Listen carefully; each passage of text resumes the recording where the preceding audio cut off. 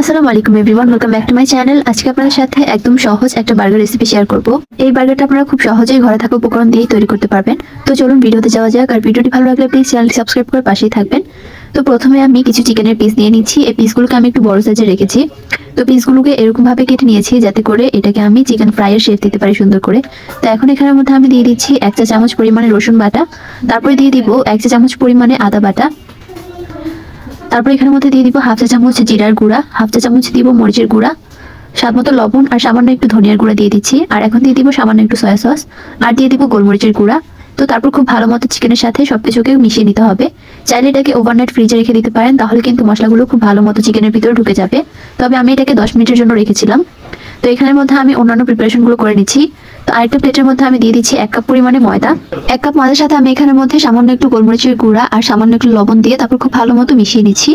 তো এখন এটাকে একপাশে রেখে আমি আরেকটা বাটির মধ্যে নিয়ে নিচ্ছি পানি। তো এখন আবার ওই শুকনো উপকরণগুলোর মধ্যে আমি একটা চিকেন নিয়ে নিচ্ছি। তো তারপর এই শুকনো উপকরণের মধ্যে চিকেনটাকে খুব ভালো মতো কোট করে নিতে হবে। দেখতে পাচ্ছেন হাত দিয়ে এরকম ভাবে চেপে চেপে তারপর কোট করে ফেলছি। আর এখন এটাকে আমি সেই ঠান্ডা পানির মধ্যে দিয়ে দিচ্ছি।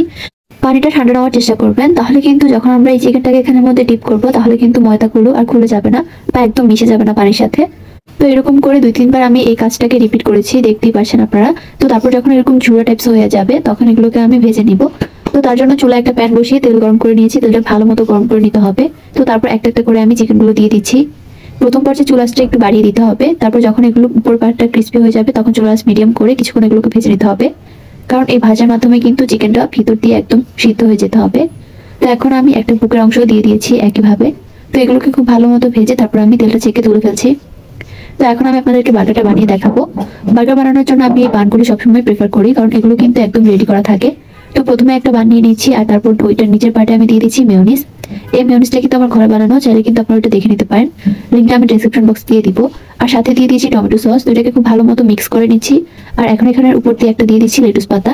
এখন যেহেতু শীতকাল, লেটুস পাতা কিন্তু একদম অ্যাভেলেবেল পাওয়া যাচ্ছে। তো তারপর একটা চিকেন দিয়ে দিচ্ছি আর সালাদ হিসেবে আমি টমেটো আর পেঁয়াজ দিয়েছি। তো তারপর উপর পাটটা দিয়ে দিলেই কিন্তু বার্গারগুলো একদমই রেডি হয়ে যাবে। দেখতেই পাচ্ছেন এগুলো দেখতে কতটা লোভনীয় হয়েছে। আপনারা চাইলে কিন্তু বাসায় খুব সহজে এরকম বার্গার বানিয়ে পরিবেশন করতে পারেন। দেখবেন সবাই খুব বেশি পছন্দ করবে। তো আমার আজকের ভিডিওটি ছিল এই পর্যন্তই। আল্লাহ হাফেজ। আসসালামু আলাইকুম everyone, welcome back to my channel. আজকে আপনাদের সাথে ফুচকা রেসিপি শেয়ার করব। ফুচকা পছন্দ করে না এমন মানুষ খুব কমই আছে। তো আজকে আপনাদের সাথে একদম সহজভাবে ঘরে থাকা উপকরণ দিয়ে ফুচকাটা বানিয়ে দেখাবো। আর সবগুলো ফুচকাই কিন্তু খুব সুন্দর ফুলবে মাশাআল্লাহ। তো চলুন রেসিপিতে যাওয়া যাক। আর সাথে কিন্তু একটা স্পেশাল টক আর আলু রেসিপিটাও আছে। তো প্রথমে আমি ফুচকাটা বানিয়ে নিব। ফুচকা বানানোর জন্য প্রথমে আমি নিয়ে নিচ্ছি 1 কাপ পরিমাণে ময়দা। 1 কাপ ময়দার সাথে দিয়ে দিচ্ছি 1/2 কাপ পরিমাণে সুজি। আপনারা কিন্তু এই মেজারমেন্টটা ফলো করবেন। এখন দিয়ে দিচ্ছি সামান্য 1 চিমটি পরিমাণে বেকিং সোডা, সাথে দিয়ে দিচ্ছি স্বাদ অনুযায়ী কিছুটা লবণ। এখন এগুলোকে খুব ভালো মতো মিশিয়ে নিতে হবে। মেজারমেন্ট ফলো করলে কিন্তু আপনারাও খুব সহজেই ফুচকাটা বানাতে পারবেন। এখন আমি নরমাল পানি অল্প অল্প করে দিয়ে একটা শক্ত ডো তৈরি করে নিব।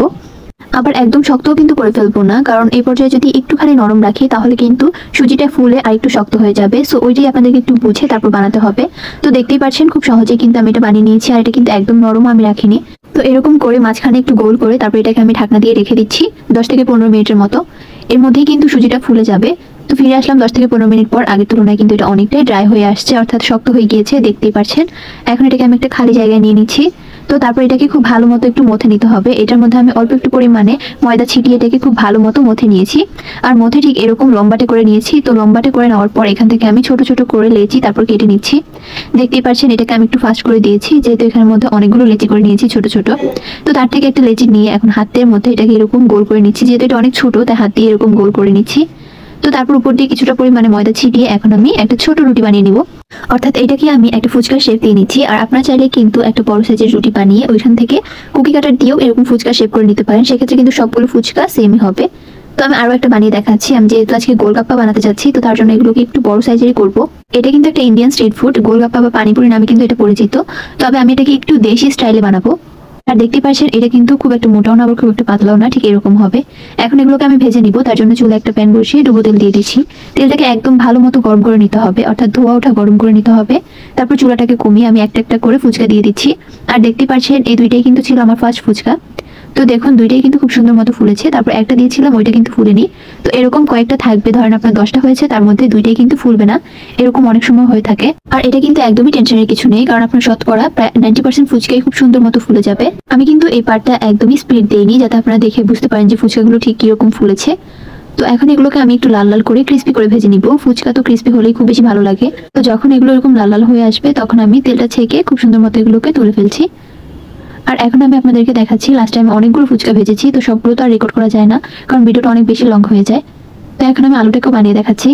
তার জন্য একটা বড় সাইজের বাটি নিয়ে নিচ্ছি। এখন এখানের মধ্যে আমি দিয়ে দিচ্ছি সিদ্ধ করে রাখা আলু। এখানের মধ্যে আমি প্রায় 10-12টার মতো ছোট সাইজের আলুকে সিদ্ধ করে নিয়েছি। তো এখন এগুলোকে ভালো মতো ম্যাশ করে নিচ্ছি।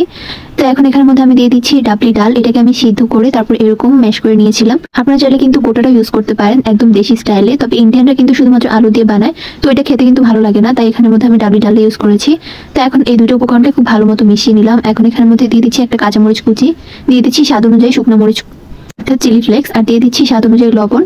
এখন এখানের মধ্যে আমি দিয়ে দিচ্ছি হাফ চা চামচের মতো মরিচের গুঁড়া ঝালের জন্য, এটাও পছন্দ অনুযায়ী দেওয়া যাবে। এখন দিয়ে দিচ্ছি হাফ চা চামচ মতো ধনিয়ার গুঁড়া, আর তারপরে দিয়ে দিচ্ছি চটপটি মশলা। চটপটি মশলা ছাড়া কিন্তু একদমই ইনকমপ্লিট এটা। তো ভালো মতো এটাকে আমি মেখে নিচ্ছি, আর আপনারা চাইলে কিন্তু চাট মশলা ইউজ করতে পারেন। এখন এখানের মধ্যে আমি দিয়ে দিচ্ছি একটা টক। এই টকের রেসিপিটাও এখন শেয়ার করব।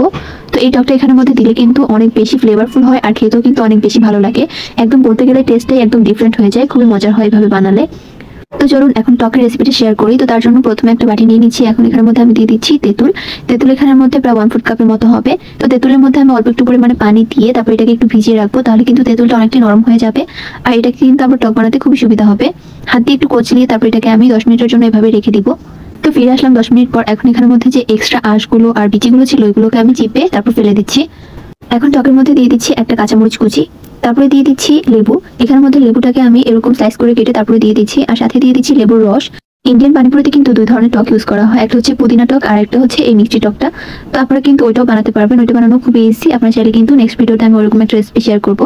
তো এখন এখানের মধ্যে আমি দিয়ে দিচ্ছি চিলি ফ্লেক্স। এটা স্বাদ অনুযায়ী দিয়ে দিবেন, যে যতটা পরিমাণে ঝাল পছন্দ করেন ঠিক ততটাই। আর এখন এখানের মধ্যে দিয়ে দিচ্ছি স্বাদ অনুযায়ী কিছুটা লবণ, তারপরে দিয়ে দিচ্ছি হাফ চা চামচের মতো মরিচের গুঁড়া, হাফ চা চামচের মতো দিয়ে দিচ্ছি ধনিয়ার গুঁড়া, তারপরে দিয়ে দিচ্ছি 1 চা চামচের মতো চাট মশলা বা চটপটির মশলা। তো এখন সবকিছুকে খুব ভালো মতো মিশিয়ে দিচ্ছি। এখন দিয়ে দিচ্ছি 2 টেবিল চামচ পরিমাণে চিনি। চিনিটা আপনারা আপনাদের পছন্দ অনুযায়ী দিতে পারেন। তো এখন সবকিছু একটু ভালো মতো মিশিয়ে এখানের মধ্যে আমি একটু পরিমাণে পানি অ্যাড করেছি, আর দেখতেই পাচ্ছেন টকটাও কিন্তু একদম রেডি। তো তৈরি হয়ে গেল আমাদের মজাদার ফুচকা রেসিপিটি। আপনারা চাইলে কিন্তু বাসায় খুব সহজে এরকম ফুচকা তৈরি করতে পারেন। তো আমার আজকের ভিডিওটি ছিল এই পর্যন্ত। আল্লাহ হাফেজ। আর নয় বাজারের কেনা নুডলস। আপনার হাতে যদি মাত্র 2 কাপ পরিমাণে আটা থাকে তাহলে কিন্তু মাত্র 10 মিনিটে আপনি এই নুডলসটি বাসায় তৈরি করতে পারবেন একদম স্বাস্থ্যসম্মতভাবে। আসসালামু আলাইকুম everyone, welcome back to my channel. হুটহাট খিদে পেলে কিন্তু পেট ভরানোর জন্য আমরা নুডলসটাকে চুজ করে থাকি। তো বাসায় যদি এত মজার একটা নুডলস বানানো যায় তাহলে তো আর বাজার থেকে নুডলস কেনার প্রশ্নই আসে না। আমার আজকের এই ভিডিওটি আপনাদের কাছে অনেক বেশি হেল্পফুল হবে। তো ফার্স্টে আমি একটা বোলের মধ্যে নিয়ে নিচ্ছি 2 কাপ পরিমাণে আটা। আপনারা চাইলে কিন্তু ময়দা দিয়েও করতে পারেন। আর সাথে দিয়ে দিব হাফ চা চামচ মতো লবণ। এখন একটা হুইস্ক দিয়ে এগুলোকে একটু ভালো মতো মিশিয়ে আমি এখানের মধ্যে 1 কাপ পরিমাণে পানি দিয়ে দিব।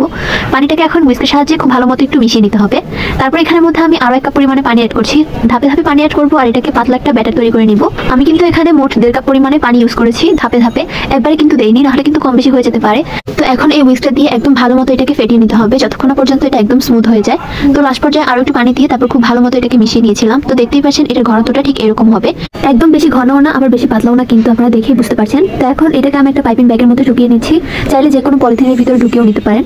তো এখন আমি একটা চুলায় প্যান বসিয়ে দিচ্ছি, আর তারপর এখানের উপর দিয়ে কিছুটা পরিমাণে তেলকে টিস্যু পেপার দিয়ে এরকম মুছে নিচ্ছি। একদম বেশি তেল থাকলে কিন্তু এই নুডলসগুলো হতে যাবে না।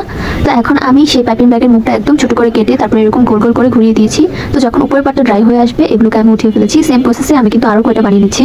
আপনাদের সুবিধার্থে আমি অনেকগুলোই বানানো দেখিয়েছি, আর আপনারা দেখে কিন্তু বুঝতে পারছেন কতটা ইজিলি এই কাজটা করা যায়। তো তারপরে আমি সবগুলোকে একসাথে করে দেখাচ্ছি। দেখুন একটা একটার সাথে লেগে যাচ্ছে না, অনেক বেশি পারফেক্ট হয়েছে এই নুডলসগুলো। তো এখন আমি এটাকে রান্নাও করে দেখাচ্ছি। রান্না করার জন্য ফার্স্টে চুলে একটা প্যান বসিয়ে 2 টেবিল চামচ তেল দিয়ে দিচ্ছি। মিডিয়াম সাইজের একটা পেঁয়াজ কুচি দিয়ে দিচ্ছি। এখন এই পেঁয়াজটাকে হালকা একটু ভেজে নিতে হবে। পেঁয়াজটা যখন হালকা নরম হয়ে আসবে তখন এখানের মধ্যে আমি দিয়ে দিচ্ছি একটা ছোট কাঁচামরিচ কুচি, যাটা পছন্দ অনুযায়ী দিবেন আপনারা।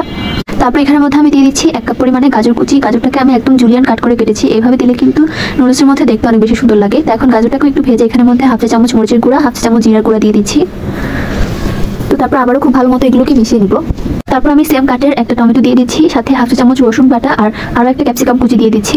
তো এখন এগুলোকে অল্প একটু ভেজে এগুলোকে একপাশে করে আমি আরেক পাশে দিয়ে দিচ্ছি 2টা ডিম। এখন এই ডিমগুলোকে একটু ভেজে নিব। ডিমের মধ্যে চাইলে কিন্তু লবণ অ্যাড করতে পারেন। তখন আমি ডিমটাকে স্প্যাচুলাটা দিয়ে একদম ভালো মতো মিশিয়ে তারপর একটু ঝুড়া ঝুড়া করে ভেজে নিচ্ছি। ভাজা হয়ে গেলে এখন আমি সবজির সাথে ডিমটাকে খুব ভালো মতো মিক্স করে একটু লবণ দিয়ে দিব। স্বাদ অনুযায়ী দিবেন আপনারা লবণটা। নুডলসটা আপনারা যে যার মতো পছন্দ অনুযায়ী রান্না করতে পারেন, যে কোনো ধরনের সবজি দিয়ে বা চিকেন দিয়েও রান্না করা যায়। তো এখন আমি নুডলসটা দিয়ে দিচ্ছি, আর এখন সবজির সাথে নুডলসটাকে খুব ভালো মতো মিশিয়ে এখন এখানের মধ্যে আমি দিয়ে দিচ্ছি টমেটো সস আর দিয়ে দিচ্ছি একটা ম্যাগি মশলা। তো টমেটো সস এখানের মধ্যে আমি 1 টেবিল চামচ দিয়েছি, আর তারপর একটা ছোট মিনি প্যাকেট ম্যাগি মশলা দিয়ে দিয়েছি। এর ফলে কিন্তু টেস্টটা একদম দ্বিগুণ হয়ে যায়, বলতে গেলে খুবই ভালো হয় টেস্টটা। তো এখন জাস্ট খুব ভালো মতো মিশিয়ে তারপর আমি চুলা থেকে নামিয়ে ফেলছি। তো আমাদের নুডলসটা কিন্তু একদমই রেডি, দেখতে পাচ্ছেন কতটা লোভনীয় হয়েছে এটা। এটাও কিন্তু অনেক বেশি ভালো ছিল, আমার বাসার সবাই এটা অনেক বেশি পছন্দ করেছে। আপনারা চাইলে কিন্তু খুব সহজে এরকম নুডলস বানিয়ে পরিবেশন করতে পারেন। আর ভিডিওটি ভালো লাগলে প্লিজ চ্যানেলটি সাবস্ক্রাইব করে পাশে থাকবেন। আল্লাহ হাফেজ।